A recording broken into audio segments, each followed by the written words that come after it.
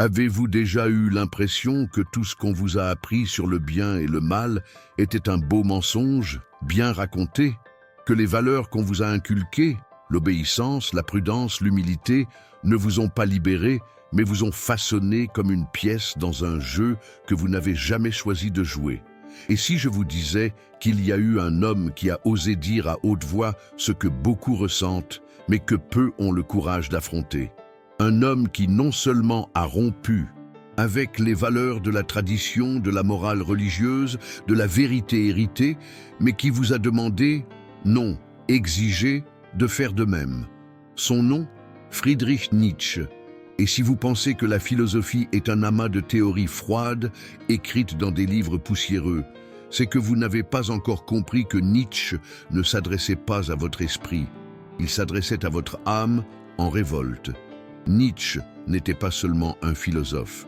Il était un tremblement de terre silencieux, une force brute qui a déchiré le voile de la moralité chrétienne, secoué les fondations de la métaphysique occidentale et nous a laissé face au miroir le plus cruel, celui où il ne reste que nous, sans Dieu, sans excuse, sans garantie.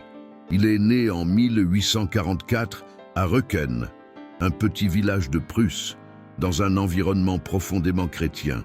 Son père était pasteur luthérien, son grand-père aussi. Un monde de foi, de dogmes, de certitudes. Mais Nietzsche était un enfant sensible et précoce qui percevait dès son plus jeune âge les fissures dans ce château de verre. À 14 ans, il lisait déjà les auteurs grecs dans leur langue originale. Et à 24 ans, il devint le plus jeune professeur de philologie de l'histoire de l'université de Bâle. Un prodige, un génie et aussi un solitaire. Nietzsche a vécu la majeure partie de sa vie en marge, sans épouse, sans enfant, avec peu d'amis et de nombreuses maladies. Il a été rejeté par son grand amour, Lou Salomé. Il s'est brouillé avec son mentor, Schopenhauer. Il a rompu avec son idole culturelle, Richard Wagner. Et il s'est peu à peu plongé dans un isolement qui l'a conduit à la folie. Mais c'est dans ce silence, dans cette douleur, dans cet exil volontaire qu'il a écrit les mots qui allaient changer le monde. C'est dans cet abîme qu'il s'est réinventé comme l'antithèse vivante du conformisme. Nietzsche n'écrivait pas pour le système, il écrivait contre lui. Et c'est précisément pour cela que son œuvre ne réconforte pas, elle confronte. Il ne voulait pas que vous trouviez des réponses faciles, il voulait que vous fassiez exploser les mauvaises questions. Quand il déclara que Dieu est mort, il ne parlait pas d'une mort littérale, mais symbolique. Un constat brutal. Le monde moderne, avec ses avancées scientifiques, sa rationalité croissante, a tué le besoin d'un Dieu moral qui dicte les règles. Mais Nietzsche n'a pas célébré cette mort. Il l'a redoutée, car là où meurt le sens, naît le vide. Et que se passe-t-il ensuite? Voici la première provocation. Que faites-vous lorsque tout ce en quoi vous croyiez s'effondre? Nietzsche savait qu'il ne suffisait pas de détruire, il fallait reconstruire. Mais pas avec les briques de la tradition. Il fallait forger de nouvelles valeurs, créées par chaque individu, en lien profond avec sa volonté la plus intime. Il appelait cela la réévaluation de toutes les valeurs. Et c'est là que tout devient personnel. Car au fond, Nietzsche parlait de vous, de vos choix automatiques, des « tu dois » que vous portez depuis l'enfance, des rôles que vous endossez pour être accepté, aimé, approuvé.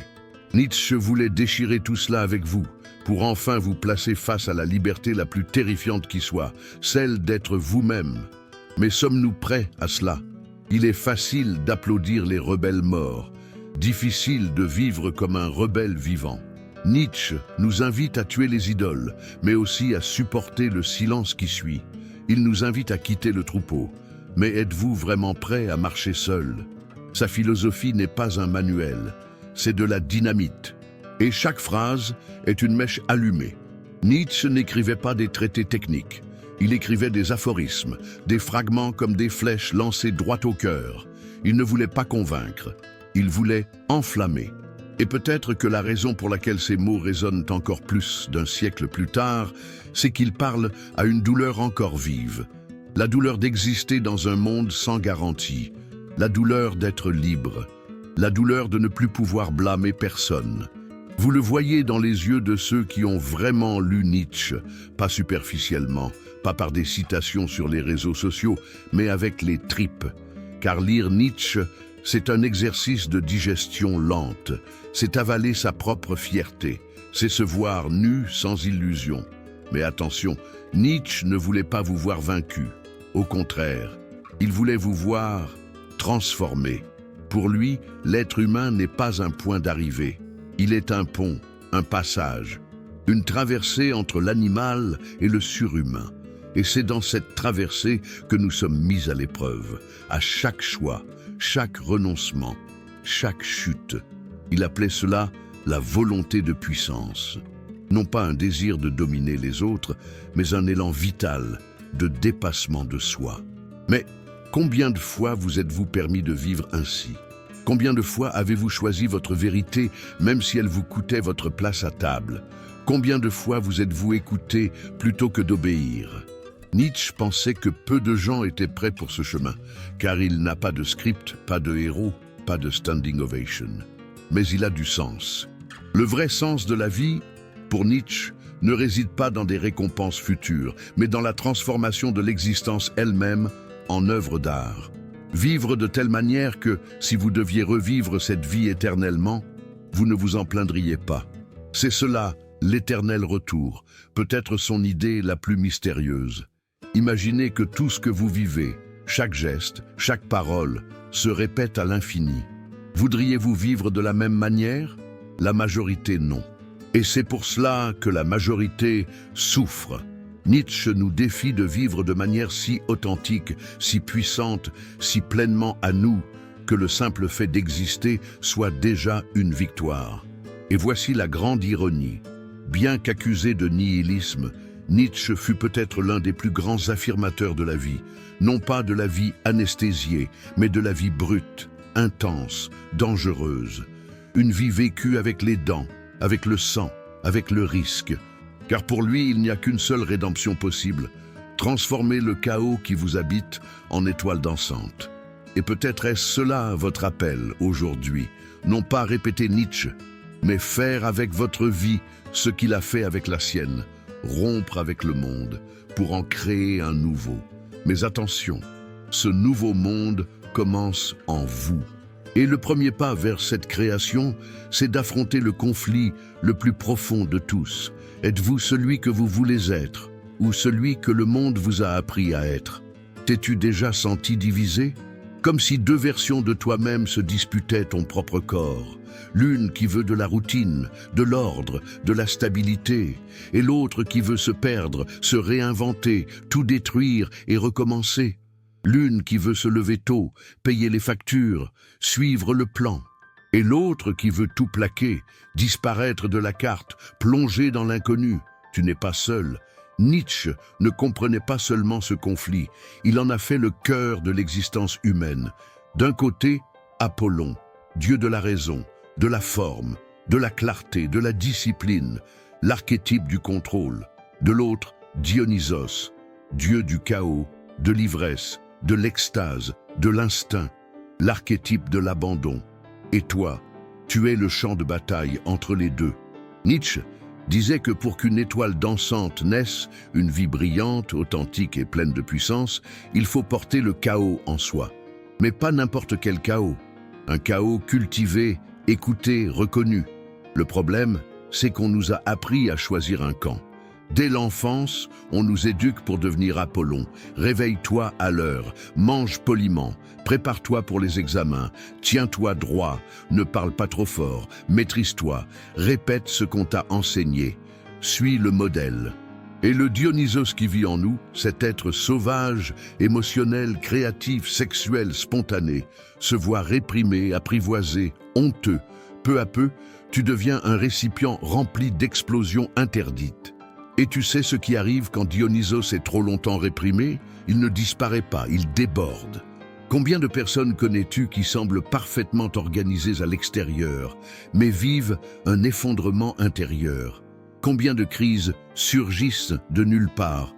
Un licenciement soudain, une séparation brutale, une addiction qui s'installe silencieusement? Ces ruptures ne sont pas le fruit du hasard, elles viennent du déséquilibre. Nietzsche savait que la grandeur ne réside pas dans le choix entre l'ordre et le chaos, mais dans la danse entre les deux. Et si tu en doutes, pense à ce que l'humanité a de plus brillant, les artistes qui te donnent des frissons, les inventeurs qui ont changé le monde, les leaders qui ont marqué l'histoire. Aucun d'eux n'était seulement discipline, aucun n'était seulement impulsion. Ils étaient la fusion rare des deux. Prenons Steve Jobs par exemple. Il était perfectionniste, méthodique, stratège, apollinien, mais aussi impulsif, excentrique, férocement créatif, dionysiaque. Et c'est cette tension intérieure, cette danse entre rigueur et délire, qui lui a permis de changer le monde. Nietzsche utilisait la métaphore du théâtre grec. Apollon, c'est la forme de la tragédie, la structure, le texte, la logique. Dionysos, c'est l'esprit, l'impulsion, l'émotion, l'envoûtement. Sans forme, pas de direction. Sans esprit, pas de vie. Et maintenant, pense à ta propre vie. Combien de fois as-tu étouffé ton intuition pour suivre le plan? Combien de fois as-tu tué ta créativité parce qu'elle n'était pas productive? Combien de fois as-tu fait taire tes envies parce qu'elles étaient inappropriées? Combien de rêves as-tu repoussés pour maintenir la stabilité? Et à l'inverse, combien de fois as-tu saboté ta stabilité parce que tu ne savais pas quoi faire de cette agitation intérieure? Nietzsche ne disait pas qu'il faut vivre enivré de chaos. Il disait qu'il faut apprendre à l'utiliser en conscience. C'est comme jouer du piano. Tu as besoin de la technique, mais sans émotion, pas de musique. Et une émotion sans technique n'est qu'un bruit. La majorité des gens vit dans un extrême. Soit dans l'ordre, prévisible, ennuyé, contrôlé, mais morts à l'intérieur. Soit dans l'impulsion, intense, chaotique, créatif, mais autodestructeur. Nietzsche propose quelque chose de radical, l'intégration. Ne tuer aucune de tes parts, mais les écouter, les équilibrer. Laisser Apollon tracer la route, mais que Dionysos choisisse le paysage. Laisser Apollon construire la scène, mais que Dionysos y danse. Et cela commence par de petites décisions. Tu peux commencer ta journée avec discipline, mais laisser ta soirée au rêve.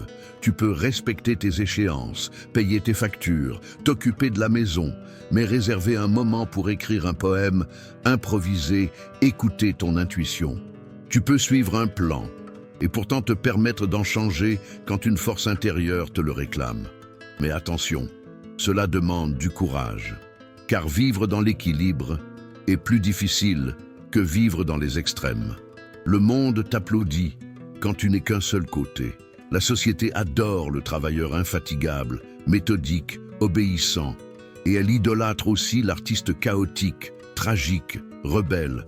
Mais ce qu'elle redoute, ce qu'elle ne sait pas gérer, c'est l'être humain entier. Celui qui est ordre et désordre, lumière et ombre, raison et pulsion, celui qui se connaît si profondément qu'il n'a plus besoin de se conformer. Nietzsche disait « Il faut porter en soi un chaos pour pouvoir enfanter une étoile dansante ». Le chaos n'est pas ton ennemi, c'est ta puissance. Le problème n'est pas de trop ressentir, c'est de ne jamais avoir appris à traduire ce que tu ressens. Le problème n'est pas de vouloir la stabilité, c'est de croire que la stabilité signifie absence de risque. La vie exige les deux. Elle te demande de te lever tôt pour accomplir tes tâches, mais aussi de t'autoriser une balade sans but. Elle te demande d'organiser ta chambre, mais aussi d'accepter que l'âme soit parfois en désordre. Elle te demande de suivre les règles, mais aussi de les briser avec responsabilité quand cela s'impose. Un exemple proche. Pense à quelqu'un qui décide de changer de métier après 20 ans, quitter le droit pour devenir chef cuisinier, abandonner un poste public pour vivre de la musique. Tout le monde crie à la folie. Mais, et si cette personne écoutait enfin le Dionysos en elle, restait enfermée trop longtemps? Et si, pour la première fois, elle créait sa propre vie, au lieu de jouer un rôle écrit par d'autres? C'est cela que Nietzsche nous demande. Pas une vie parfaite, mais une vie entière. Et cette intégrité ne vient pas de l'extérieur. Elle naît du travail intérieur, écouter ses opposés et leur permettre de coexister. Car au fond, ce qui brille, ce n'est pas l'ordre, ce n'est pas le chaos, C'est l'étincelle née de leur friction. C'est cela qui fait danser une étoile. Alors je te demande, est-ce que tu laisses parler ton Dionysos ou vis-tu sous la tyrannie d'un Apollon qui exige de l'efficacité même quand ton corps réclame du repos? Suis-tu ton intuition ou est-ce que tu l'étouffes pour maintenir les apparences? Peut-être qu'il est temps de laisser entrer un peu de chaos, pas pour détruire, mais pour créer, pour te rappeler qu'en toi, il y a plus de puissance qu'on ne t'a jamais dit, plus de vérité que tu n'oses montrer. Plus de courage que tu ne crois posséder. Tu n'es pas né pour être seulement stable. Tu es né pour être intense. Tu n'es pas né pour obéir. Tu es né pour choisir. Et si cette vidéo t'a rappelé cela, alors j'ai rempli mon rôle aujourd'hui. À toi maintenant. Si ce message a touché quelque chose en toi, si tu ressens que ce combat entre Apollon et Dionysos est aussi le tien, alors ne le garde pas pour toi. Like cette vidéo pour qu'elle atteigne ceux qui ont besoin de l'entendre maintenant. Abonne-toi à la chaîne, car nous avons encore beaucoup à explorer ensemble. Nietzsche n'est pas qu'une lecture, c'est un chemin, et ce chemin ne fait que commencer. As-tu déjà souhaité que quelqu'un paie pour ce qu'il t'a fait? As-tu déjà porté en toi un sentiment amer, silencieux, mais toujours présent, attendant le bon moment pour prouver que tu avais raison, que l'autre avait tort, que la justice, enfin, serait rendue? Alors, tu as déjà connu le ressentiment. Et Nietzsche dirait, tu as déjà été un esclave, mais ne te méprends pas, il ne parle pas ici d'esclavage au sens historique ou littéral. Il parle d'une prison émotionnelle, d'une soumission psychologique, d'un état intérieur où tu remets le contrôle de ta vie au passé, à la douleur, aux actions des autres. Combien de fois as-tu revécu une humiliation ? Combien de fois as-tu réécrit une dispute dans ta tête en formulant des réponses plus incisives, en imaginant comment tu aurais gagné si seulement tu avais eu le courage? Tu te rends compte de ce que tu fais? Tu revis le passé, tu nourris une blessure, tu restes enchaîné à ce qui n'existe plus, mais qui gouverne encore ton présent. Nietzsche l'a vu avec une lucidité brutale. Pour lui, le ressentiment était le moteur de la morale des faibles. Ce qui rend les gens bons, non pas parce qu'ils veulent le bien, mais parce qu'ils ne peuvent pas faire le mal. C'est comme ce salarié qui déteste son patron, mais ne dit jamais rien. Alors il commence à répandre des remarques venimeuses dans les couloirs. Il ne confronte pas, il sabote, ou cet ex qui prétend avoir tourné la page, mais poste des pics, joue à être supérieur, analyse tout dans les moindres détails. Le ressentiment, c'est la vengeance des impuissants. C'est l'émotion qui naît quand on te blesse et que tu ne peux pas répondre.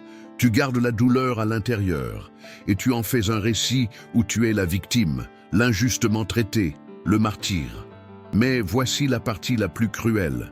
Le ressentiment ne fait pas souffrir celui qui t'a blessé. Il ne fait souffrir que toi. Nietzsche disait que le véritable homme fort, ce n'est pas celui qui n'a jamais été trahi, blessé ou humilié. C'est celui qui rejette le poison de lui-même aussi facilement qu'un lion secoue l'eau de sa crinière. Il écrivait « Être incapable de prendre au sérieux ses ennemis, ses malheurs ou même ses propres fautes, voilà le signe d'une nature forte, pleine, capable de se reconstruire, de récupérer, d'oublier. Mais es-tu capable d'oublier?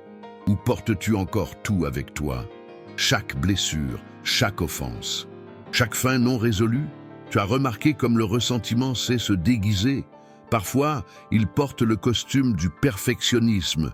Tu dis que tu veux juste bien faire, mais en réalité, tu es encore en colère contre ceux qui t'ont blessé. Et tu veux prouver que tu vaux mieux qu'eux. Parfois, il se fait passer pour de l'amour-propre. Tu dis que tu prends soin de toi, que tu poses des limites, que tu te recentres. Mais en vérité, tu te protèges encore de la douleur d'avoir été rejeté. Tu fais semblant d'être fort, mais à l'intérieur, tu saignes encore. Et parfois, le ressentiment se cache derrière la justice. Tu dis que tu veux que les choses soient justes, mais au fond, tu veux juste que l'autre souffre comme toi tu as souffert. Et la vérité la plus brutale, c'est celle-ci. Tant que tu attends que l'autre paie, c'est encore toi qui paies. Nietzsche croyait que le ressentiment était l'origine de la morale des faibles. Une morale qui dit que c'est mal d'être puissant, mal de désirer, mal de se venger, non pas parce que ces choses sont fondamentalement mauvaises, mais parce que ceux qui ont inventé cette morale n'ont jamais eu le pouvoir de faire autrement. C'est pour cela qu'il méprisait l'hypocrisie du bon chrétien qui se dit humble, mais rêve secrètement de voir les pécheurs punis, le serviteur qui glorifie la pauvreté parce qu'il n'a pas osé chercher la richesse, l'obéissant qui répète que l'autorité est nécessaire uniquement parce qu'il n'a jamais su commander. Voilà le vrai poison.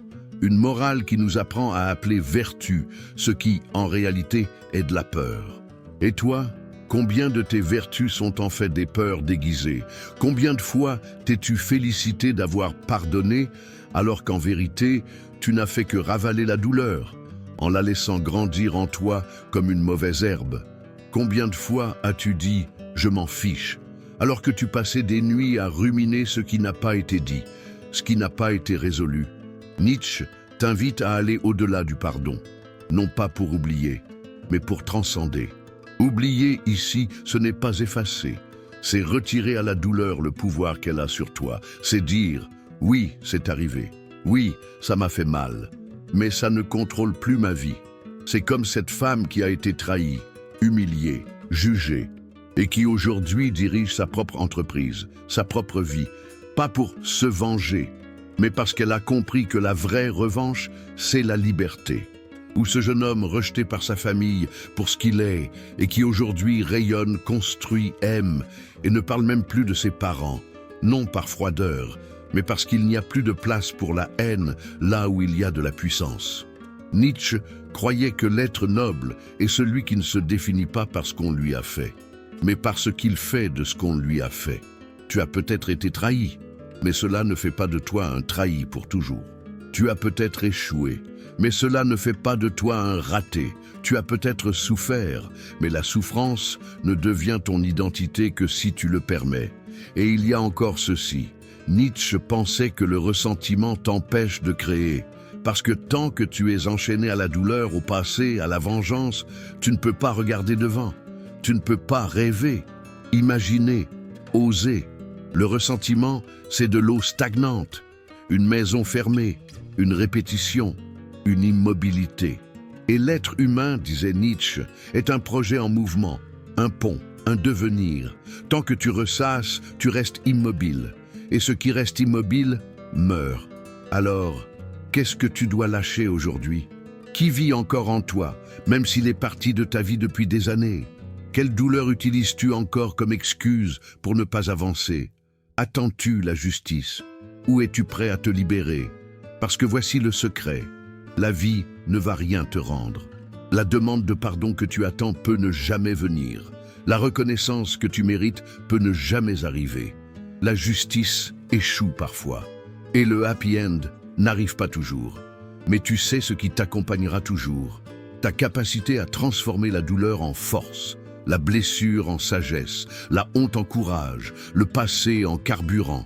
Voilà ce dont parle Nietzsche. Pas de devenir un saint, mais de devenir quelqu'un que personne ne peut manipuler, pas même ses propres blessures. Et si tu es arrivé jusqu'ici, c'est peut-être le moment d'arrêter d'attendre, d'arrêter de justifier, d'arrêter de dire « un jour ça passera » et de commencer à faire passer. Le ressentiment est une dette émotionnelle avec des intérêts très élevés. Tu dois rembourser le principal, clore le contrat, sortir de cette prison. Tu ne dois plus rien à ceux qui t'ont blessé. Et tu ne peux pas te devoir à toi-même la vie que tu n'as pas encore vécue. Nietzsche te tend un miroir, mais aussi une clé. Et tu as le choix. Vas-tu rester prisonnier de ta douleur ou vas-tu ouvrir la porte et laisser entrer le nouveau? As-tu déjà eu peur de penser par toi-même? Pas cette peur évidente, criante, paralysante, mais cette peur subtile, presque invisible, qui te pousse à suivre le chemin connu même quand quelque chose en toi hurle que tout est faux. Cette peur qui te fait répéter des phrases qui ne sont pas les tiennes, suivre des règles que tu n'as jamais choisies, croire à des vérités que tu as héritées, non pas parce que tu les as comprises, mais parce que tu as été entraîné à leur obéir. Si oui, alors bienvenue sur le champ de bataille le plus silencieux de l'existence. Le conflit entre ce qu'on t'a appris à être et ce que tu pourrais devenir. Nietzsche le savait bien avant tout le monde. Il voyait que la plus grande prison de l'être humain n'est pas faite de barreaux de fer, mais d'idées transmises comme des dogmes. Et que la vraie liberté ne commence pas quand tu cries « je suis libre », mais quand tu refuses de répéter ce qui n'a plus de sens. Même si cela doit te coûter tout. Es-tu prêt pour cela? Pense aux figures qui ont façonné ta vie. Parents, professeurs, guides spirituels, philosophes, gourous, auteurs de livres, influenceurs. Combien de ces voix résonnent encore en toi aujourd'hui, même quand tu crois décider par toi-même? Nietzsche croyait qu'au début, suivre des maîtres est inévitable. Mais rester dans leur ombre est un crime contre ta propre authenticité. Lui-même a été disciple. Il a admiré Schopenhauer comme un père philosophique. Il idolâtrait Wagner comme un frère d'âme. Pendant un temps, il a répété leurs idées, suivi leurs pas, avancé avec foi. Mais ensuite est venue la rupture. Nietzsche a rompu avec les deux, pas par orgueil, ni par vanité, mais parce qu'il a compris que pour entendre sa propre voix, il fallait d'abord faire taire toutes les autres. Et voici le point que peu osent affronter. Tu ne découvriras pas qui tu es, tant que tu continues à obéir, même si les maîtres t'apportent du réconfort, même s'ils ont de bonnes intentions, même si leurs idées ont fonctionné pour des milliers de personnes. Tu n'es pas des milliers de personnes, tu es un être unique, avec des douleurs uniques, des désirs uniques, des contradictions uniques. Et cela exige un chemin unique. Mais comment rompre avec les maîtres sans se perdre? C'est là que tout se complique, parce que rompre ne veut pas dire simplement rejeter. C'est plus difficile, plus douloureux.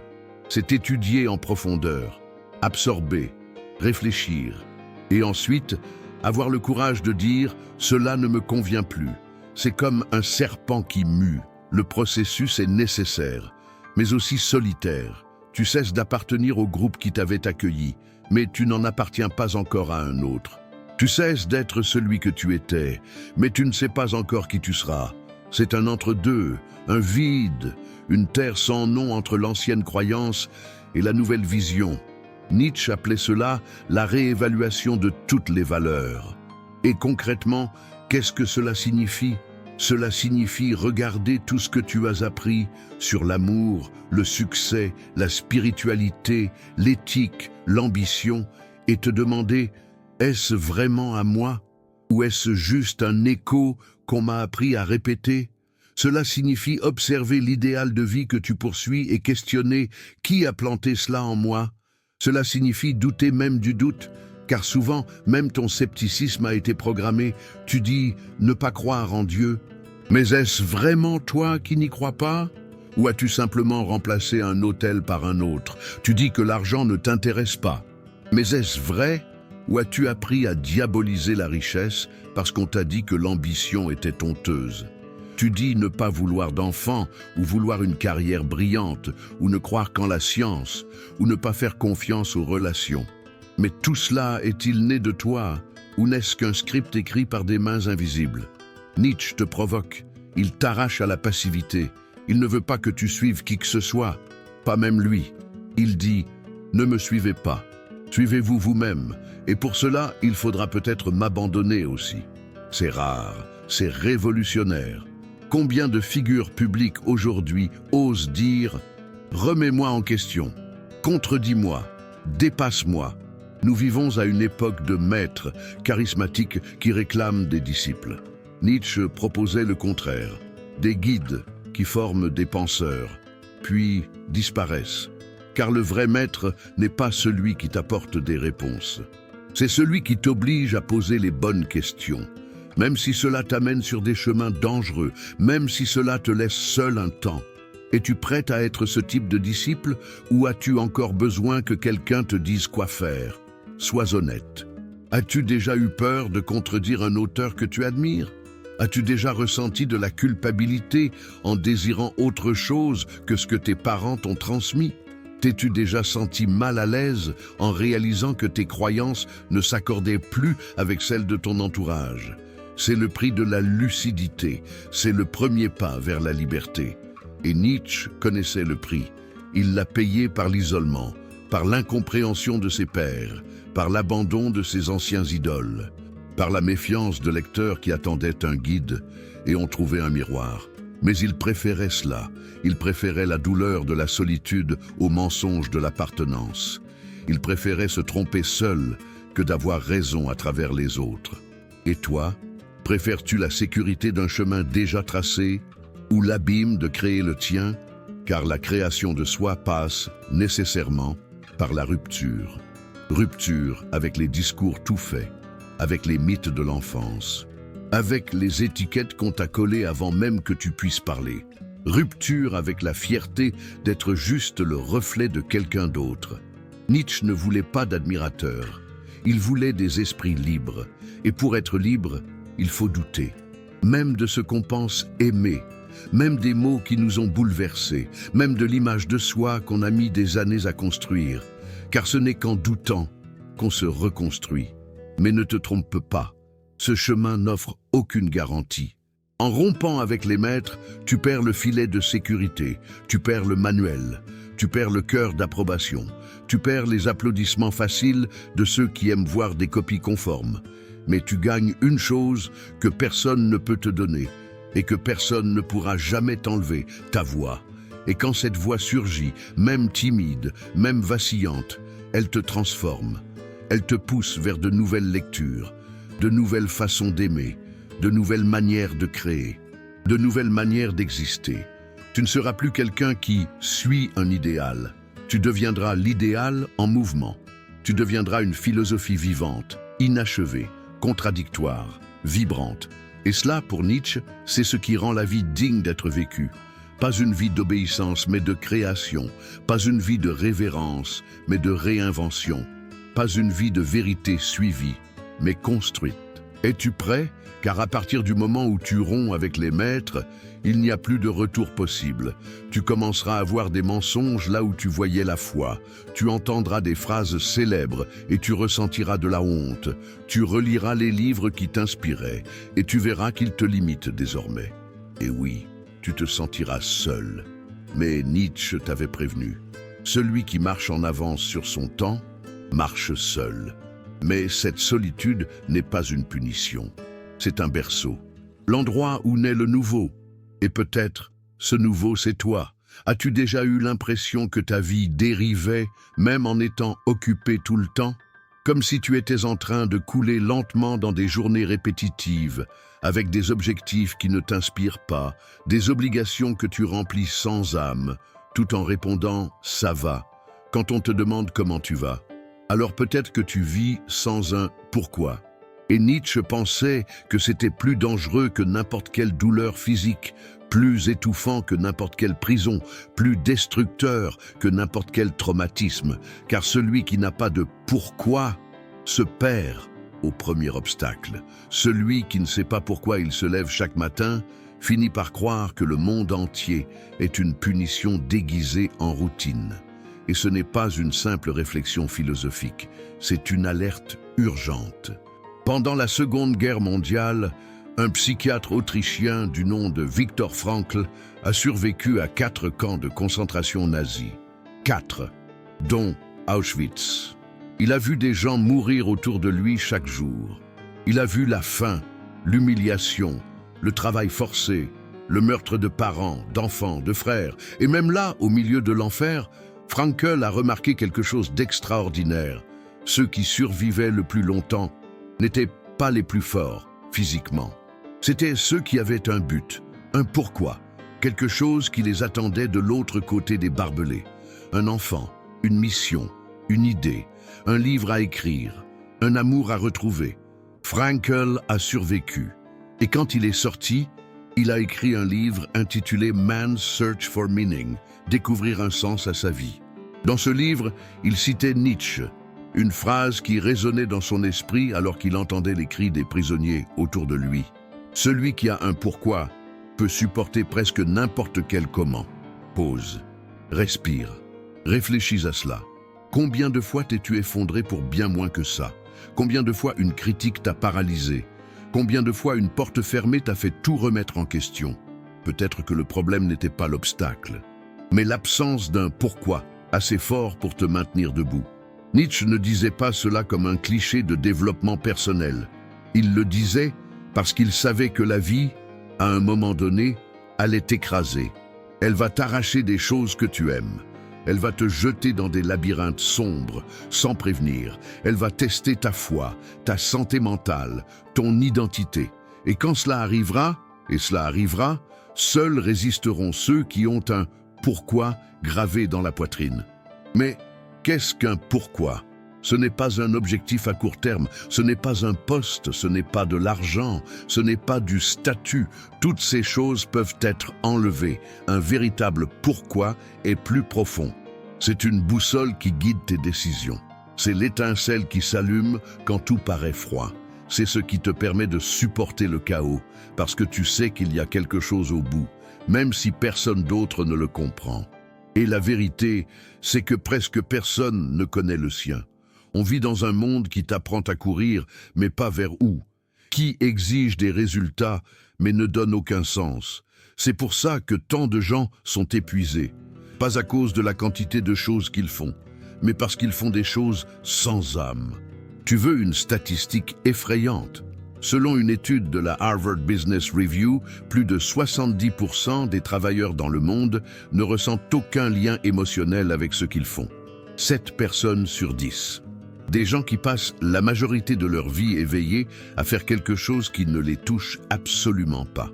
Et ensuite, on se demande pourquoi les taux de dépression explosent, pourquoi les addictions augmentent, pourquoi tant de gens s'anesthésient avec les réseaux sociaux, la pornographie, la nourriture, les achats. Les gens ne meurent pas de stress, ils meurent de vide. Nietzsche le savait. C'est pourquoi il disait « Trouve ton pourquoi » ou tu seras emporté par n'importe quel comment. Et peut-être que le plus étonnant, c'est que ton pourquoi n'a pas besoin d'avoir du sens pour les autres. La culture te pousse à avoir un pourquoi acceptable. Je veux de la stabilité. Je veux prendre soin de ma famille. Je veux réussir. Tout cela peut être valable si c'est vraiment le tien. Mais si ce n'est qu'un masque pour plaire aux autres, tu en ressentiras le poids tôt ou tard. Ton pourquoi peut sembler petit aux yeux du monde, mais immense pour toi. Ça peut être écrire des lettres à des prisonniers anonymes, s'occuper d'animaux abandonnés, créer une forme d'art que personne ne comprend, mais que tu dois exprimer pour pouvoir respirer. Et si tu ne sais pas encore quel est le tien, c'est ok, mais tu dois commencer à chercher, parce que chaque jour vécu sans ça est un jour où tu ne fais que survivre. Et voici une provocation. Si aujourd'hui était le dernier jour de ta vie, aurais-tu vécu en direction de quelque chose, ou juste survécu entre des obligations? Nietzsche croyait que chaque être humain porte en lui une étincelle unique, une volonté de puissance, quelque chose qui demande à être exprimé dans le monde. Et que la plus grande tragédie n'est pas l'échec, mais de ne jamais essayer. Tu dois découvrir ce qui, en toi, n'a pas encore été dit. L'idée qui n'est pas encore devenue projet, la douleur qui n'a pas encore trouvé sa voie, l'amour qui n'a pas encore osé, l'œuvre qui attend encore ton oui. Peut-être que ton pourquoi est caché dans les histoires que tu te racontes avant de dormir, ou dans ce qui t'émeut profondément, même sans explication, ou dans cette indignation silencieuse que tu ressens devant les injustices du monde. Et tu sais par où commencer? Par le miroir. Littéralement. Arrête-toi, regarde-toi dans le miroir, regarde vraiment cette personne et demande-lui « Es-tu fier de ce que tu fais de ta vie ?» Ne pense pas à la bonne réponse, pense à la réponse honnête, parce que c'est elle qui va te guider. Tu découvriras peut-être que tu vis une vie que tu n'as pas choisie.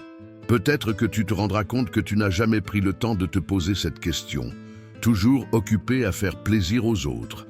Peut-être que tu sais déjà ton pourquoi, mais que tu as peur de le vivre. Tout ça est valable. Ce qui ne l'est pas, c'est l'ignorer. Ignorer ton pourquoi, c'est comme être sur un bateau à la dérive et faire semblant de connaître la route. Tu peux continuer à flotter, mais à l'intérieur, tu coules. Maintenant, souffle. Récapitulons ce que Nietzsche nous dit ici. La vie va t'éprouver. La douleur est inévitable. Le monde est chaotique, imprévisible, brutal. Et tu n'as qu'une seule véritable défense contre tout ça. Savoir pourquoi tu continues d'avancer. Est-ce simple? Non. Mais c'est la seule chose qui te rend à nouveau auteur de ton histoire. Nietzsche ne voulait pas que tu sois heureux chaque jour. Il voulait que tu sois entier. Et cela n'arrive que lorsque ta vie est guidée, non pas par des obligations extérieures, mais par un feu intérieur qui brûle, même quand tout semble noir. Et maintenant, la question, vas-tu continuer à éteindre ce feu ou vas-tu enfin le laisser te guider? T'es-tu déjà demandé pourquoi certaines des personnes les plus admirables que tu connaisses ont traversé les pires douleurs? Pourquoi il semble y avoir un lien mystérieux entre souffrance et profondeur? Pourquoi ceux qui ont saigné regardent le monde avec plus de compassion, plus de présence, plus d'intensité? Nietzsche connaissait la réponse, et elle n'est pas confortable. Il disait « Ce qui ne me détruit pas me rend plus fort ». Mais attention, ce n'est pas une citation de motivation, c'est un avertissement, une philosophie forgée dans les convulsions, les nuits de fièvre, l'isolement, les effondrements mentaux et la perte de tout ce qu'il aimait. Nietzsche ne disait pas cela pour vendre du dépassement de soi. Il disait cela parce qu'il savait que la douleur est inévitable, mais que la transformation qu'elle peut engendrer est un choix. Tu vas souffrir. Ce n'est pas une hypothèse. C'est une certitude biologique, psychologique, existentielle. Tu vas perdre des gens, tu vas perdre des parties de toi-même, tu seras trahi, tu feras de grosses erreurs, tu regretteras, tu verras des projets mourir, des amitiés se dissoudre, des amours s'écrouler. Tu découvriras des vérités que tu ne voulais pas connaître. Tu regarderas dans le miroir et tu ne reconnaîtras plus ton reflet. Et quand cela arrivera, tu auras un choix. Pas sur la douleur elle-même, mais sur ce que tu en feras. Nietzsche croyait que la souffrance est le grand atelier de l'esprit, mais seulement si tu as le courage d'y entrer et de ne pas en sortir les mains vides. Tu sais pourquoi? Parce que la souffrance a un effet curieux. Elle désorganise, et tout ce qui désorganise révèle. La douleur arrache le voile. Elle t'oblige à voir qui tu es sans masque. Qui es-tu lorsque tu perds ce qui soutenait ton ego? Qui es-tu quand tu ne peux plus t'appuyer sur ton travail, ta beauté, ton partenaire, ta routine? Que reste-t-il quand tout s'effondre? Nietzsche appelait ce processus la transvaluation des valeurs, la capacité de prendre la douleur la plus absurde et d'en extraire de nouvelles valeurs. Ce n'est pas accepter la souffrance, c'est l'utiliser comme levier, transformer le traumatisme en chemin, faire de l'abîme un sol fertile. Mais la plupart des gens ne font pas cela. La plupart résistent, nient, fuient, prennent des médicaments pour ne pas ressentir, font semblant que tout va bien, se distraient trop, se noient dans les réseaux sociaux, la consommation, l'alcool, les séries, vivent dans une bulle où il n'y a ni temps ni espace pour plonger dans leur douleur. Mais Nietzsche dirait, c'est précisément là que se trouve la possibilité de ta vraie force. T'es-tu déjà demandé combien de tes plus grandes transformations ont commencé par une rupture? Réfléchis bien. Quand as-tu décidé que tu ne pouvais plus vivre comme avant? Quand as-tu changé de ville, de carrière, de vie? Quand as-tu commencé à te respecter davantage? Quand as-tu compris qu'il fallait te reconstruire? C'était dans le confort ou après t'être brisé? Nietzsche nous rappelle que l'être humain ne change vraiment que lorsque la douleur de rester le même devient plus grande que la peur de changer. Et voici une histoire. En 2005, un médecin et neuroscientifique nommé Paul Brand a publié une étude qui a révolutionné la compréhension de la douleur. Il observait des patients atteints de lèpre, une maladie qui détruit les nerfs, et a remarqué quelque chose de choquant. Ces personnes ne ressentaient pas la douleur, et à cause de cela, elles se détruisaient. Elles posaient leurs mains dans le feu sans le sentir, fracturaient des os et continuaient à marcher, rongeaient leurs doigts jusqu'à l'os. Sans douleur, il n'y avait pas d'alerte. Sans douleur, il n'y avait pas de limite. Sans douleur, il n'y avait pas d'instinct de survie. Paul Brand a conclu: la douleur est un don que personne ne veut, mais qui protège tout ce que nous sommes. Nietzsche aurait été d'accord, car pour lui, la douleur est la cloche qui réveille les endormis. la preuve qu'il y a encore quelque chose en toi qui pulse, qui résiste, qui demande une réponse. Mais attention, toute douleur ne rend pas plus fort. Certaines douleurs te détruisent, te paralysent, te tuent de l'intérieur. Nietzsche ne romantisait pas la souffrance. Il savait qu'elle pouvait être dévastatrice. Mais il disait, si tu es capable de regarder la douleur avec la bonne question, elle se transforme. Et la bonne question n'est pas « pourquoi cela m'arrive-t-il ?» Cette question fait de toi une victime. Elle te piège dans le rôle de l'injustement blessé. La bonne question, c'est « qu'est-ce que cela essaie de m'apprendre ? Qu'est-ce qu'il y a en moi qui doit encore être reconstruit ? Comment puis-je grandir à partir de cela, même si je ne comprends pas tout ?» Et voici le tournant. Nietzsche croyait que le grand homme est celui qui transforme sa souffrance en style, celui qui prend sa chute et en fait une œuvre, celui qui prend sa douleur et en fait un pont pour les autres. C'est l'artiste qui peint sa perte. C'est l'écrivain qui saigne dans les mots. C'est le professeur qui enseigne avec sa cicatrice. C'est le leader qui a appris à prendre soin. Parce qu'un jour, personne n'a pris soin de lui. C'est l'être humain qui a compris que sa douleur ne lui appartient pas seulement. C'est la matière première d'une transformation collective. Mais cela n'est possible que si tu ne fuis pas, si tu as le courage de t'asseoir avec la douleur et d'écouter ce qu'elle est venue dire. L'as-tu déjà fait ? As-tu déjà plongé dans ta plus grande tristesse sans essayer de l'expliquer, de la nier ou de la justifier ? As-tu déjà pleuré sans te presser, crié sans honte, écrit des lettres que tu n'enverras jamais, juste pour t'entendre vraiment? Sinon, peut-être que le moment est venu. Tant que tu évites ta douleur, c'est elle qui te contrôle. Mais quand tu la regardes en face, tu l'apprivoises. Nietzsche croyait que la vie est un cycle de destruction et de recréation. Que vivre pleinement, c'est accepter que parfois, il faut qu'une partie de nous meure pour qu'une autre puisse naître. C'est le mythe du phénix, l'archétype de la Renaissance. Mais la plupart des gens veulent renaître sans mourir, changer sans rien sacrifier, grandir sans lâcher prise. Et ça ne marche pas. La vie va te demander des coupes, va exiger des sacrifices, va t'amener à faire des choix difficiles. Et quand cela arrivera, Nietzsche te demande une chose. Ne fuis pas, reste, tiens bon. Regarde la douleur dans les yeux et demande-lui quelle part de moi est en train d'être appelée à naître maintenant. Parce que parfois, la souffrance n'est pas venue pour te punir, mais pour te convoquer à devenir ce que tu as toujours été, mais que tu n'avais pas encore le courage d'incarner. Si tu es arrivé jusqu'ici, alors peut-être que c'est ton appel. Peut-être que ta douleur te demande de devenir utile, de devenir langage, de devenir héritage.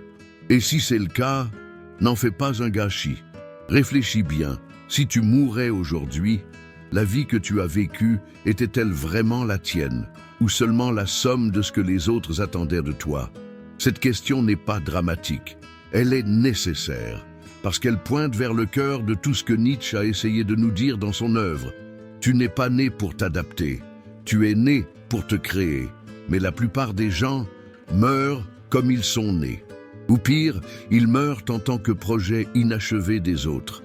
Et voici le plus grand danger de la vie moderne, être trop efficace à devenir ce que le monde attend, et trop tard à découvrir qui tu es vraiment.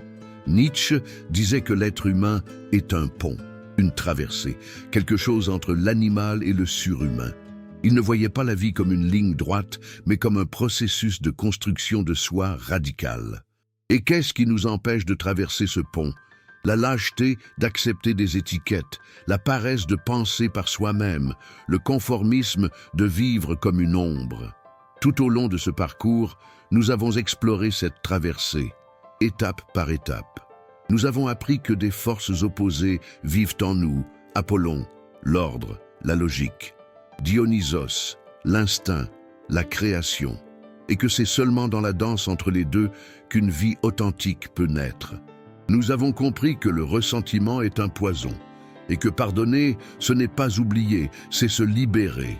Nous avons vu que suivre des maîtres est facile, mais que rompre avec eux, c'est ce qui nous rend réels. Nous avons compris qu'avoir un pourquoi est plus important que n'importe quel comment, et que sans but, même la réussite ressemble à une punition.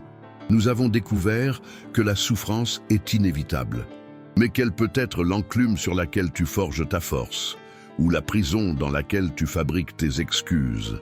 Et maintenant, à la fin de cette route, Nietzsche nous appelle à la partie la plus difficile, agir.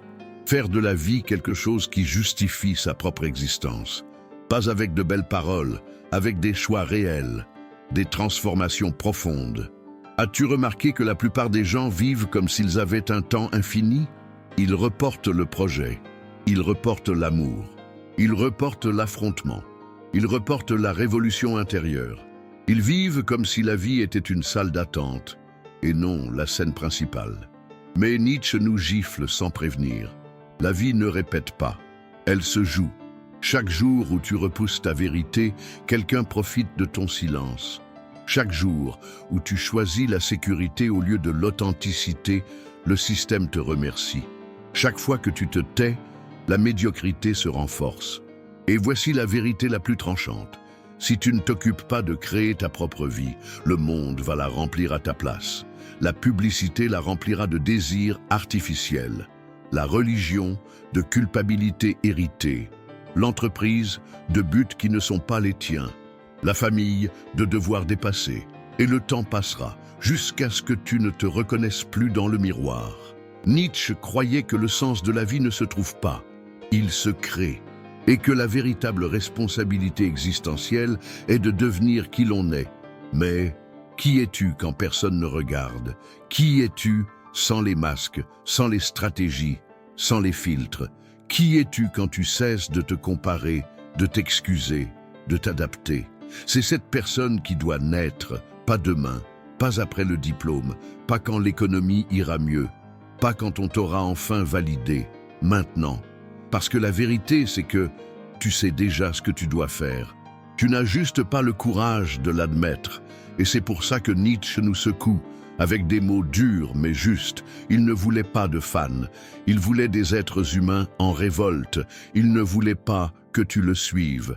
Il voulait que tu le dépasses. Il voulait que ta vie soit une œuvre tellement authentique, tellement unique, que même lui ne saurait comment la nommer. Et toi, qu'attends-tu pour commencer cette œuvre? Tu n'as pas besoin de toutes les réponses. Tu n'as pas besoin d'être prêt. Tu as juste besoin de commencer. Commencer avec le temps que tu as, avec les moyens que tu possèdes, avec la peur, le doute, le chaos. Oui, avec tout ça. La vie n'exige pas la perfection. Elle exige la présence. Et la présence exige du courage. Le courage de dire non là où tu as toujours dit oui. Le courage d'assumer des choix qui ne plaisent pas à tout le monde. Le courage de t'éloigner de la foule pour te rapprocher de toi. Et c'est plus rare qu'on ne le croit. Tu sais pourquoi? Parce que la liberté fait mal. Elle fait mal quand on abandonne les excuses. Elle fait mal quand on prend ses responsabilités. Elle fait mal quand on déchire le scénario tout prêt. Mais c'est une douleur qui guérit, une douleur qui te ramène chez toi, là où tu te reconnais et où tu peux enfin dire sans honte, maintenant, oui, je suis à moi. Nietzsche croyait que la vie est une œuvre d'art et que l'artiste le plus courageux est celui qui se recrée chaque jour, même dans la chute, même dans le doute, même dans la contradiction. Et peut-être que la dernière question de ce parcours est celle-ci. Es-tu prêt à être l'artiste de ton existence ? Ou resteras-tu l'employé des attentes des autres? Si ce voyage t'a touché, t'a réveillé, t'a blessé au bon endroit, aime cette vidéo. Pas comme on applaudit, mais comme on scelle un engagement avec soi-même. Partage-la avec quelqu'un qui a urgemment besoin d'arrêter de survivre et de commencer à vivre avec vérité. Écris en commentaire ce qui t'a marqué, ce qui t'a déconstruit, ce qui t'a reconnecté. Et surtout, abonne-toi à cette chaîne. Car ici, la philosophie n'est pas contemplative. Elle est une arme, une boussole, un pont. Et dans les prochains contenus, nous continuerons ce chemin, avec d'autres penseurs, d'autres idées, d'autres possibles. Mais toujours avec le même objectif, faire de ta vie une vie qui mérite d'être vécue. Merci d'être venu jusqu'ici. Merci d'avoir ressenti, réfléchi, plongé. Merci de ne pas avoir fui les questions difficiles. On se retrouve très bientôt. Et d'ici là, souviens-toi, tu es l'œuvre, tu es l'artiste. Et le temps passe. Ne te précipite pas, mais ne tarde plus. Le monde a déjà assez de copies. Il est temps d'être original. Crée-toi, tant qu'il est encore temps.